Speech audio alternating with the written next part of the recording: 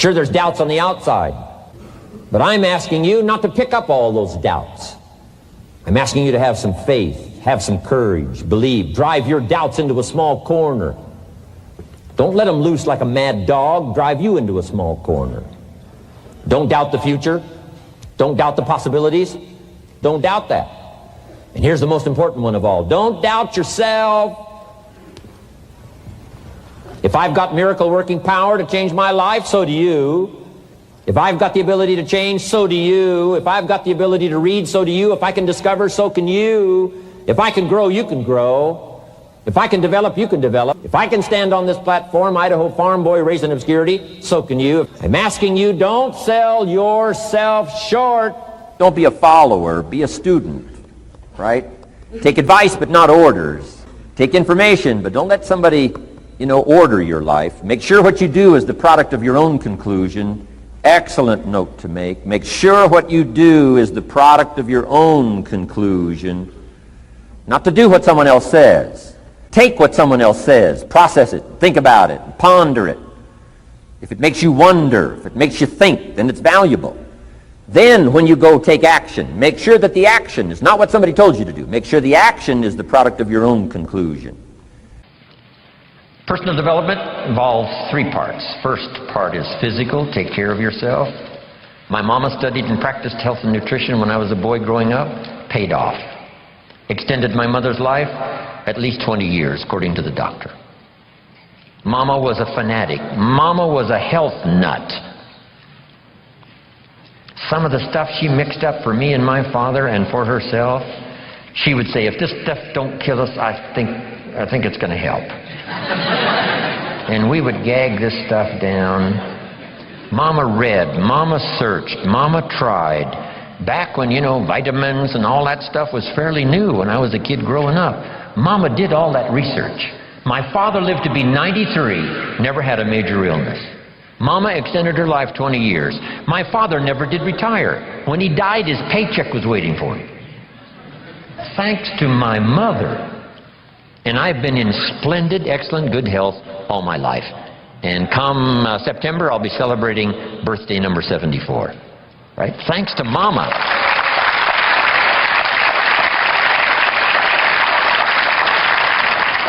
If there's one thing to be a fanatic about, it's your health. Take care of yourself.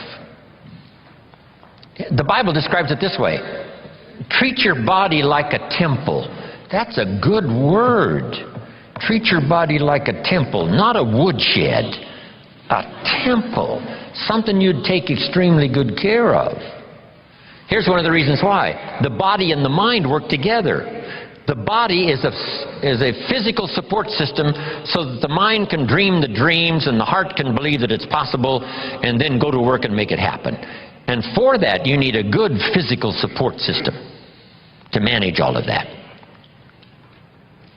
One old prophet said, sometimes, the spirit is willing, but the body is weak. See, don't fall into that. You wake up in the morning and the mind says, let's go get them. The body says, I can't even get out of bed. See, one of these days you've got to say, body, this is the last time you tell me you can't get out of bed. I'll throw you on the floor and make you do push-ups until you're out of breath. I'll make you read every book that's ever been written on good health. I'll choke vitamins down you until your face turns blue. This is the last time you say you're not going to vigorously support me to make my dreams come true. You just got to take action now on this stuff here of the physical support system you need to pull off your dreams and your promise and your future. Make this note. Some people don't do well just because they don't feel well. It's not that they haven't got the skills. It's not that they don't have all the rest. They don't have the vitality, the vigor, the vitality. Okay. I travel all around the world. If you saw my travel schedule, work schedule, you would say impossible. I'm probably the only one who can do it. Thanks to Mama and my own study and practice of health and nutrition. See, that's the key. I've got this unique physical support system. And it's going to serve me, another, who knows, 60 years. Now here's the next one. First is physical. Second is spiritual. And whatever you believe about spiritual, I happen to believe humans are a unique creation. Spiritual is part of it.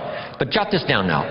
If you are a believer, jot down these 3 words: study, practice, and teach your belief in spirituality.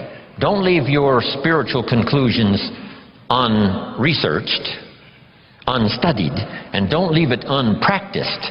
And whatever you do, don't leave it untaught. Study, practice, and teach.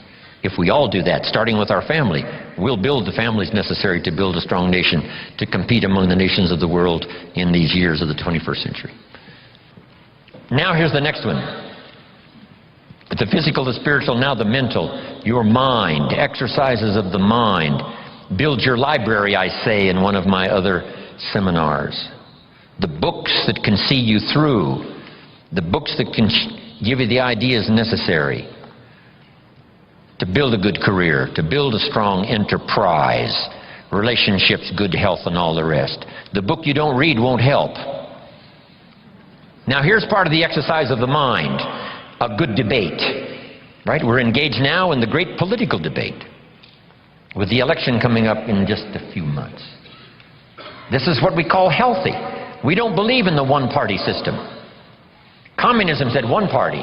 Everybody do what we say. We say no, more than one party, so we can discuss ideas.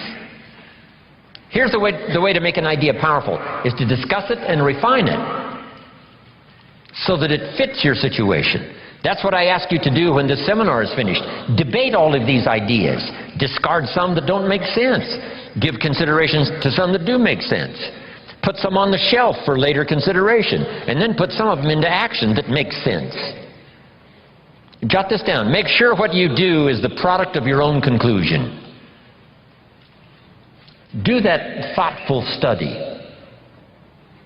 One book on health and nutrition says, do this, you'll live forever. The second book says, if you do what that first book says, you'll die young.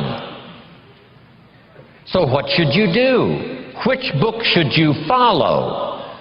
And this is one of the important answers of the weekend. Neither one. Read both books and make up your own mind. You engage in the debate. What makes sense? What seems to be or not to be? Because as close as we can get to the truth is to say, it seems like. That's as close as all of us can get. We can't say it is. None of us can do that. We can say it seems like. Opposites are in conflict and we're in the middle. It's what it seems like. Our experience proves, and the storyteller says it started early. That's what it seems like. God is interested in high drama. That's about the best we can conclude. We can't actually state the truth, except what it seems like. But engage in thoughtful study and vigorous debate. Sometimes you can debate with others, right? And share ideas. What did Jim Rohn mean by this? Well, I'm not sure that's important to our life. Someone else says, no, I think it is. Engage in this debate. Then here's the big one, the debate in your own mind. What's good, what isn't good. Finally, you must come to your own conclusions. Read the best you can, study the best you can, take the best notes you can, and then do this. Then you decide, out of all of that, which is valuable enough to try, valuable enough to do, and add to the dimensions of your life that are already underway. That's the key for study, exercising the mind. Here's the last part. Don't be afraid of the debate. Communism taught. Some people say, well, don't tell people what communism taught. Why not? That's part of the debate. Communism says capital belongs to the state, not the people. We taught all these years, no, capital belongs to the people, not the state. What a good debate. How about the example of capital in the hands of the state? Well, read the history of the communist empire that dominated Russia for all those 75, 85 years. If that's what you want, that philosophy, to get that result, and we say no, that's terrible, that's terror, that's tyranny. How about capitalism? Makes a country like America flourish, gives an opportunity where everybody wants to come and try it. Engage in the great debate, whether it's your health or relationships or your future. Don't be afraid of the debate. The Bible serves as a good book, giving you stories on both sides of the ledger.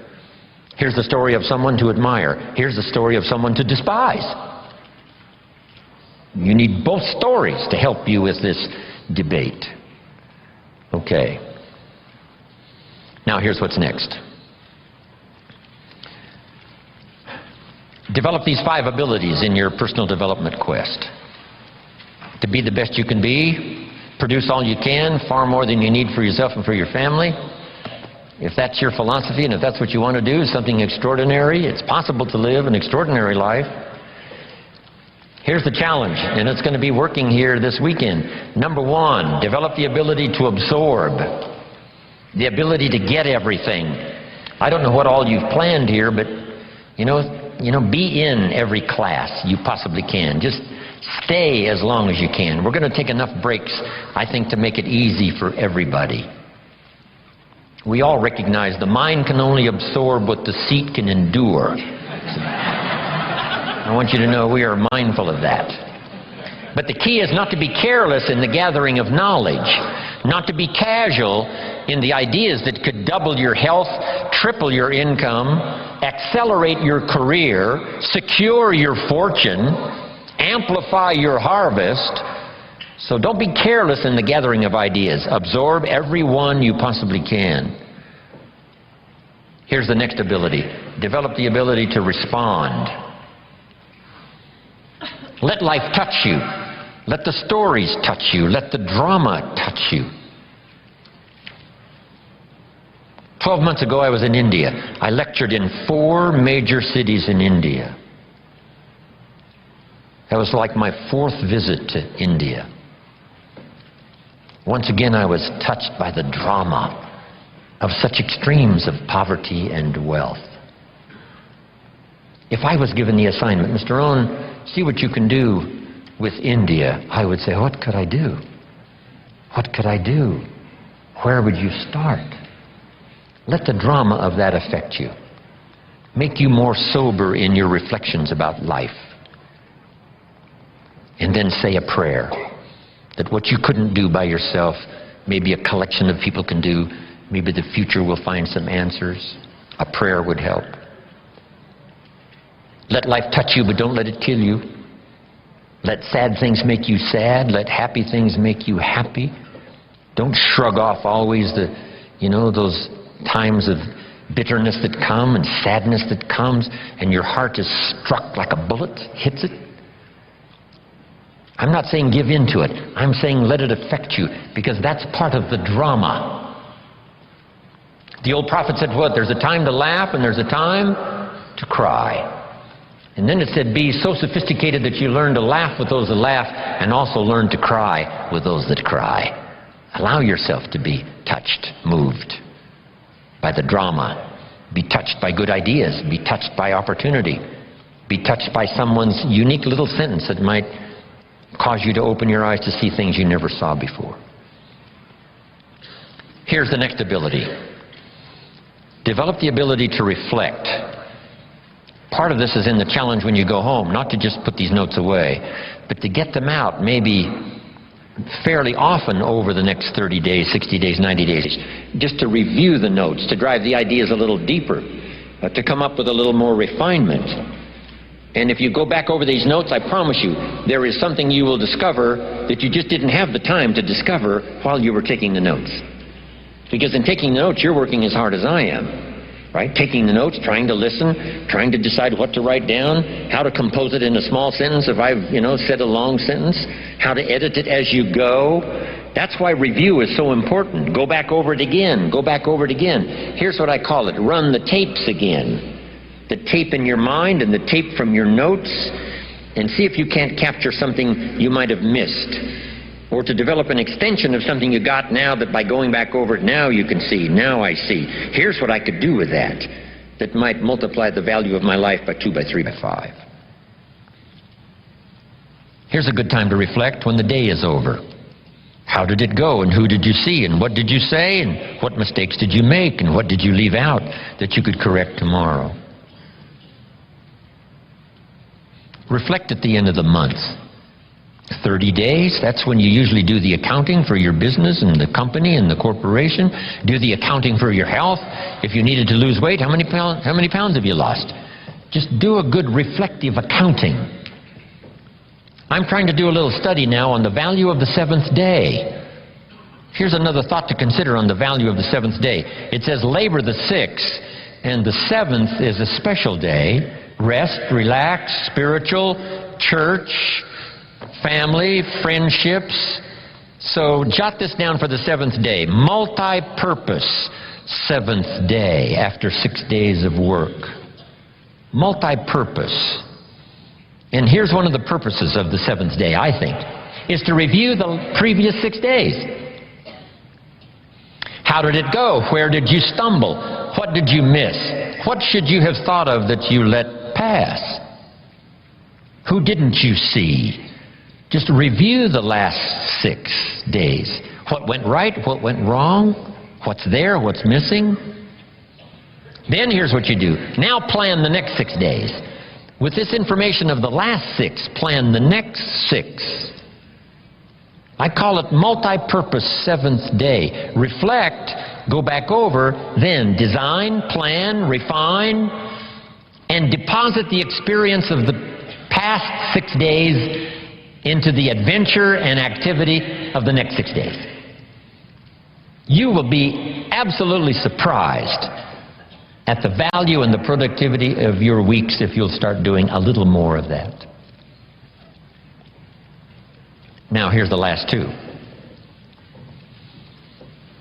Develop now the ability to act. Activity now is the catalyst and the miracle piece of the process.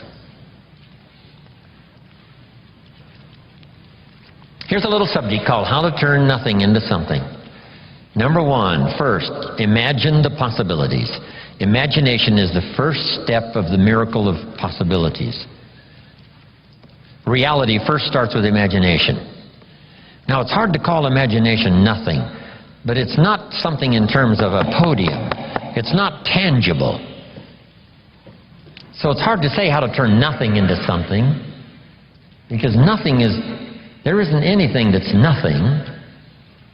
Everything is something, even if it's the imagination. It's something. Einstein once said, there's nothing faster than the speed of light. And Bill Bailey, one of my mentors, current mentors and longtime friend, said, maybe here's something faster than the speed of light, and that's thought. It's possible that thought could be faster than the speed of light. How fast can you think back and think ahead? I guess we can't say the exact same instant, but all we can say is it seems like the exact same instant. You know, if you don't know the truth, you can't say that's true. And if you're not a scientist, it'd be, a little out of order to say, yes, this is true. But here's what it seems like. It's possible to think back and ahead at the same time. I mean, how fast is that? To think back and think ahead. But it's one of those marvelous capabilities that we all have, and in your personal development quest of getting stronger and more vital, both physically and spiritually and mentally, now use this exercise to think back and gather more experience. Think ahead how to apply it, so that the experience now multiplies in value by 2, by 3, by 5, by 10. That's key. Now, how to turn nothing into something. Number 1, imagine the possibilities. Today, if we had a chance to hear everybody's testimonial of how you got where you are, some of you went from nothing to something, some of you went from pennies to fortune, and if we had a chance to hear everybody's story here today, took the time, guess what those stories would conclude? Those stories would conclude the possibilities are absolutely endless and unlimited. So number 1, imagine the possibilities.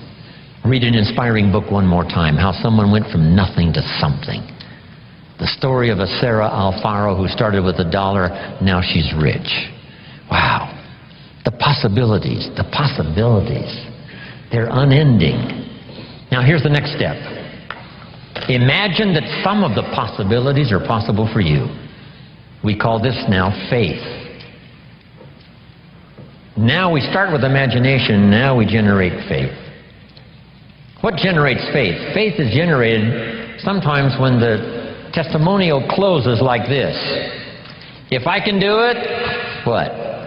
You could do it. I started behind. I started under the basement, not in the basement. I started with debt, not surplus. I didn't start with pennies. I had no pennies.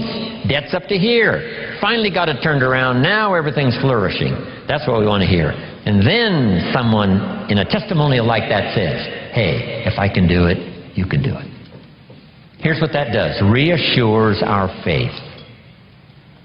Keep reading, keep listening to the testimonials. One, that excite the imagination as to the possibilities.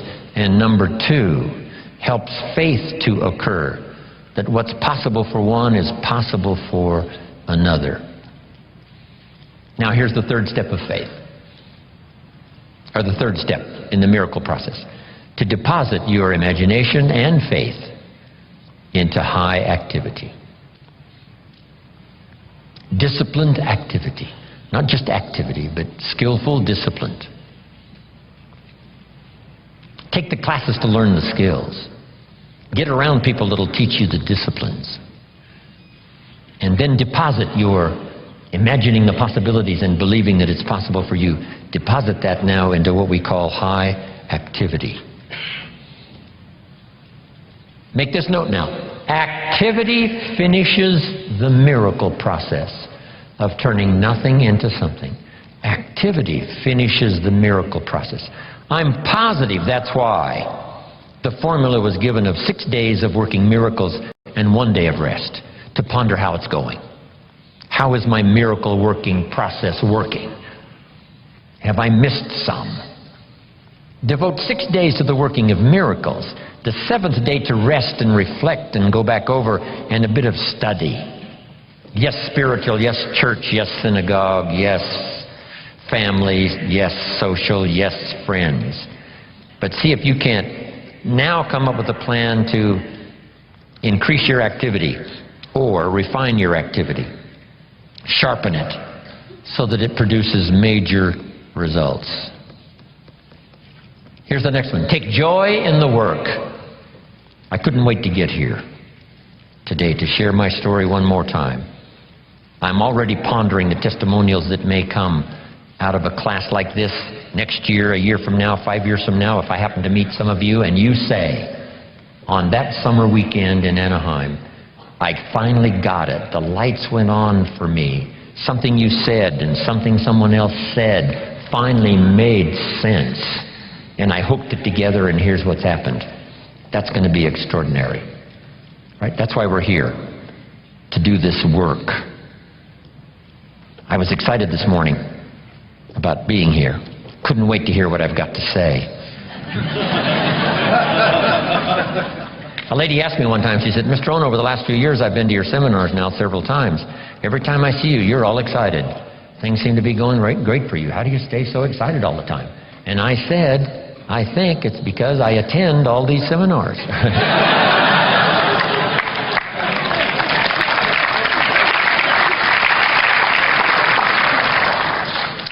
Make this note now, because it's very valuable.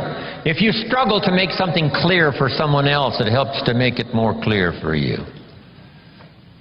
If one person listens and one person speaks, there is the opportunity for transformation for both. The listener to be enlightened, to see something he never saw before, but the speaker to be better educated on how to present it by struggling with the language. Words are clumsy sometimes when you try to express what's going on in your head, let alone your heart and spirit.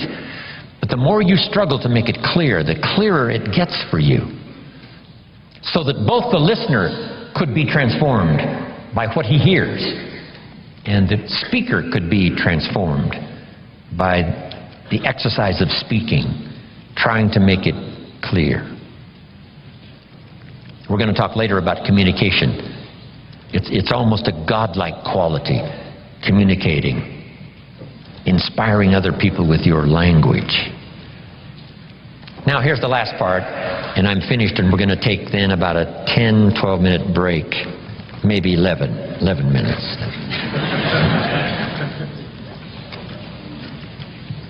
Here's the last one. Are you ready? Say, I'm ready. Ready. For the last one, develop the ability to share.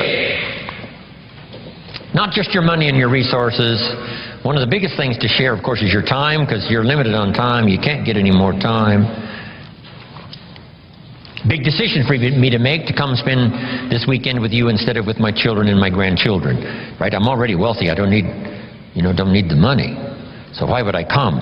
Because my children and my grandchildren know this is part of our collective experience. They enjoy the testimonials that come later as much as I do, the letters I get and the phone calls, and the response that people say, hey, your grandfather came and made an extraordinary contribution. See, my children and my grandchildren thrive on that story. So they were willing for me, instead of being in Carmel, sitting on the sand at the ocean where my grandchildren live, I'm here in Anaheim, California, spending this time with you. But I gladly do it.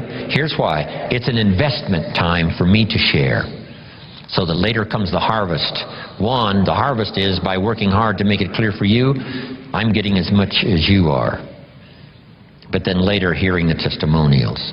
So I'm asking you to do the same in every format possible.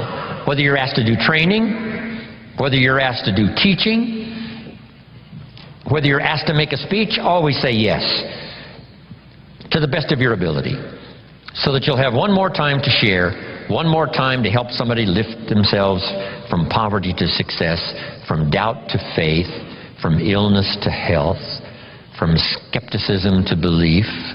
One more chance, person to person, or class to class, or a little Sunday morning class, or a little home meeting, or a personal conversation at Denny's coffee shop. Tell somebody something good, something valuable. The payoff for you is in the attempt and the learning experience.